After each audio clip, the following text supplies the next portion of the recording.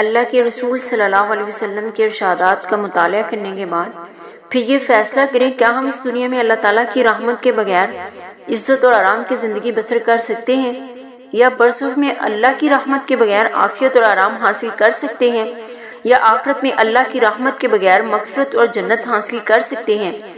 اگر نہیں اور واقعی نہیں، پھر ہمیں اللہ تعالیٰ کی رحمت حاصل کرنے کے لیے کچھ نہ کچھ کوشش تو ضرور کرنی چاہیے۔ محض اپنے گھر میں اور گاڈ بلیس آور ہوم لکھ دینے سے اللہ کی رحمت حاصل نہیں ہوتی۔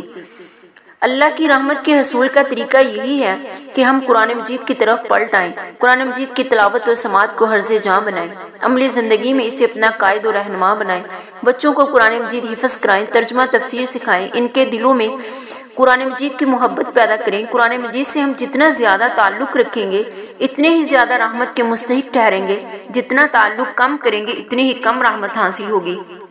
اگر قرآن مجید کو مکمل طور پر ترک کر دیں گے تو قطعی طور پر اپنے آپ کو اللہ تعالیٰ کی رحمت سے محروم کر لیں گے۔ اب یہ فیصلہ ہر آدمی کو خود کرنا چاہیے کہ وہ اللہ کی رحمت کا محتاج ہے یا نہیں، کم محتاج ہے یا زیادہ۔ فمن شاء اتخذ الی ربہ سبیلا، جس کا جی چاہے اپنے رب کی طرف جانے کا راستہ اختیار کر لے۔